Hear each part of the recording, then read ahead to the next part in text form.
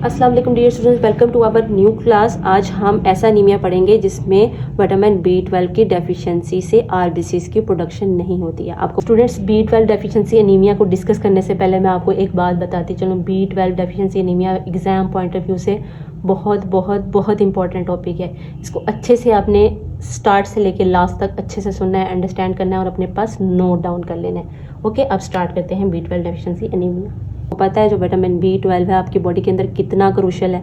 अगर vitamin B12 ना हो तो आपकी बॉडी के अंदर बहुत सारे सेल प्रोसेसेस स्टॉप हो जाते हैं, सेल डिवीजन स्टॉप हो जाती है, डीएनए की सिंथेसिस जो है वो प्रॉपर नहीं होती। जब ये सारी चीज़ें प्रॉपर नहीं होंगी तो आपकी बोन मैरो के अंदर जो ब्लड सेल्स बन रहे हैं उनकी भी प्रोडक्शन नॉर्मल नहीं रहेगी।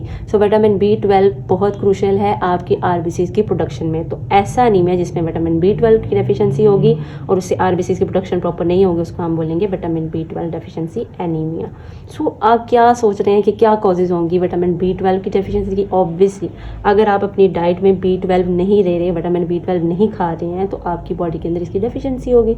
अगर आप खा रहे हैं और आपकी बॉडी इसको अब्जॉर्ब नहीं कर रही तब भी आपको विटामिन B12 की डेफिशिएंसी हो सकती है। या आपकी बॉडी के अंदर B12 की डिमांड बढ़ गई है, आपकी बॉडी को नीड ज़्यादा है। फॉर एग्जाम्पल प्रेगनेंसी के अंदर आपको B12 की डेफिशिएंसी हो सकती है तो आपको उसको ज़्यादा कंज्यूम करना चाहिए। कोई ऐसी कंडीशन जो आपकी बॉडी के अंदर B12 की डेफिशिएंसी कॉज करी है, जैसे कि आपकी बॉडी के अंदर कोई किडनी डिसऑर्डर चल रहा है, आपकी बॉडी में एरिथ्रोपोइटिन रिलीज नहीं हो जो कि किडनी से रिलीज होता है, तो उससे भी आरबीसी की प्रोडक्शन जो है वो रिड्यूस हो जाएगी। अनदर कंडीशन इज कोई ऐसी मेडिकेशन ले रहे हैं, फॉर एग्जांपल मेटफॉर्मिन ले रहे हैं। ये जो मेटफॉर्मिन होती है ये बेसिकली क्या करती है, आपकी बॉडी के अंदर से आयरन की अब्जॉर्प्शन को जो है वो विटामिन B12 की अब्जॉर्प्शन को इंटरप्ट कर रही होती है। B12 की डेफिशिएंसी तो आरबीसी की प्रोडक्शन रिड्यूस हो जाएगी। Another cause is proton pump inhibitor अगर कोई ले रहा है, स्टमक एसिडिटी जो है वो कम हो जाएगी। जब स्टमक एसिडिटी कम हो जाएगी तो फूड से जो विटामिन B12 की अब्जॉर्प्शन होनी है वो भी रिड्यूस हो जाएगी, क्योंकि वो वेरी इंपॉर्टेंट है आपकी बॉडी के अंदर अब्जॉर्प्शन की।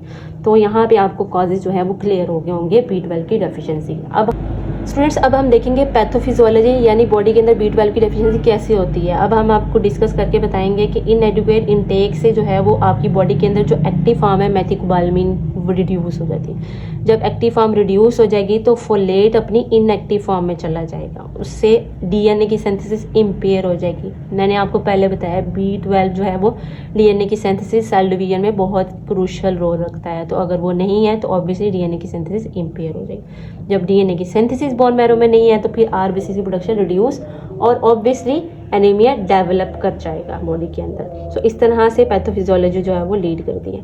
अब आपके जहन में ये क्वेश्चन आ रहा होगा कि क्या साइंस हैं जो कि हमें एग्जिबिट करेंगे कि पेशेंट को जो है B12 की डेफिशिएंसी है। ऑब्वियसली पेशेंट बहुत ज़्यादा फटीग वीकनेस फील करेगा, उसको भूख अच्छे से नहीं लगेगी, पुअर एपिटाइट होगी, शॉर्टनेस ऑफ ब्रेथ होगी पेशेंट को, स्किन उसकी पेल होगी, एनीमिया के सिम्टम्स हैं, हेडेक होगा, डिजीनेस होगी, गलूदगी रहेगी, कन्फ्यूजन में होगा पेशेंट। ये इसके कॉमन साइंस हैं जो कि पेशेंट एनीमिया में एक्सपीरियंस करता है।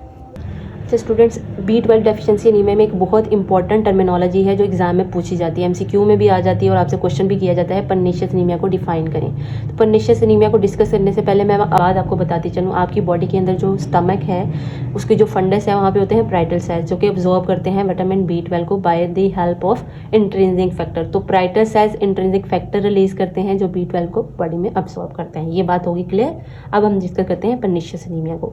तो एक ऐसी ऑटोइम्यून कंडीशन जो आपकी बॉडी के अंदर इंट्रिंसिक फैक्टर को हिट करती है, उसके अगेंस्ट वर्क करती है और इंट्रिंसिक फैक्टर जिसने B12 को अब्जॉर्ब करना था वो हो गया ख़त्म। तो इस तरह से बॉडी के अंदर B12 की अब्जॉर्प्शन नहीं होती। तो एक ऑटोइम्यून कंडीशन में the body produces antibodies against intrinsic factor a protein necessary for B12 absorption. तो इस वजह से जो एनीमिया कंडीशन हो रही है उसको हम पर्नीशियस एनीमिया बोलेंगे। इसको डायग्नोस कैसे करेंगे? ऑब्वियसली हम सीबीसी करवाएंगे। सीबीसी में हम आरबीसीज का साइज़ देख लेंगे जो कि अब नॉर्मल होगा, इंक्रीज साइज़ के मिलेंगे। सीरम विटामिन B12 जो है वो हम करवा सकते हैं, सीरम लेवल देख लेंगे B12 के।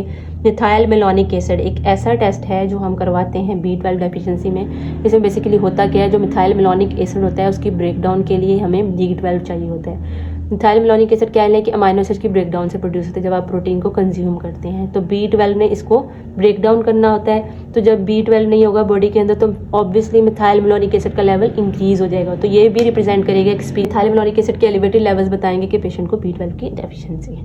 बोन मैरो बायोप्सी भी इसमें करवा सकते हैं, लेकिन नॉट सो नेसेसरी, क्योंकि RBC और दूसरे ब्लड सेल्स की जो प्रोडक्शन है उसको चेक करने के लिए हम बोन मैरो के सेल्स जो है वो लेते हैं और उसमें चेक करते हैं कि कहाँ पे प्रॉब्लम आ रही है, वहाँ पे सेल्स की प्रोडक्शन ही नहीं हो रही है। इंट्रिंसिक फैक्टर एंटीबॉडीज करवा सकते हैं। हम इंट्रिंसिक फैक्टर एंटीबॉडीज चेक कर लेंगे जिससे हमें आइडिया हो जाएगा अगर इसके एलिवेटेड लेवल है तो वो सजेस्ट करेंगे कि पेशेंट को B12 की डेफिशिएंसी है। अब स्टूडेंट्स आप ये सोच रहे होंगे कि ठीक है B12 की डेफिशिएंसी, अब हम इसको ट्रीट कैसे करेंगे। ऑब्वियसली B12 के सप्लीमेंट्स देंगे, उससे पेशेंट को जो है हम रिवर्स कर सकते हैं उसकी कंडीशन।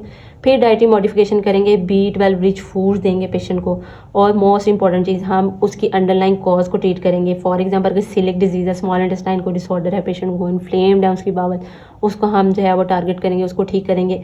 अगर पेशेंट को पर्नीशियस एनीमिया है उसको हमने देखना है, उसको ट्रीट करना है। और अगर किसी को स्वेयर एनीमिया की कंडीशन है तो फिर उसमें हम ब्लड ट्रांसफ्यूजन, उसको ब्लड जो है वो ट्रांसफ्यूज कर सकते हैं और इस तरह से एनीमिया की कंडीशन को रिवर्स कर सकते हैं।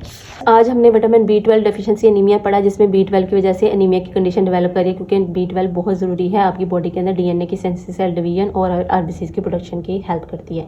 बहुत सारी कॉजेज़ हैं ऑब्वियसली, अगर आप ले नहीं रहे हैं, प्रॉपर इनटेक नहीं है B12 का, या फिर बॉडी अब्जॉर्ब नहीं कर पा रही है, या कुछ ऐसी कंडीशन है जो कि B12 की डिमांड को इंक्रीज़ कर रही है, या फिर आपकी बॉडी के अंदर कोई ऐसा डिसऑर्डर है जो हेल्प कर रहा है बॉडी को B12 की डेफिशिएंसी की तरफ। मेडिकेशंस भी इफेक्ट कर सकती हैं। फिर हमने पैथोफिजियोलॉजी देखी, उसके साइंस देखे, जिसमें fatigue, shortness of breath, pale skin, वही हेडेक, डिजीनेस, कन्फ्यूजन की कंडीशन जो कि एनीमिया के सिम्टम्स है। फिर हमने उसको डायग्नोज किया और फिर उसको मेडिकली मैनेज किया, जिसमें हम सप्लीमेंट्स देंगे, उसको B12 रिच डाइट्स देंगे और ऑब्वियसली हम अंडरलाइन कॉज को ट्रीट करेंगे। बहुत स्वेयर एनीमिया है तो हम फिर ब्लड ट्रांसफ्यूजन कर सकते हैं। इसके साथ हो गया हमारा B12 डेफिशिएंसी एनीमिया का टॉपिक कवर।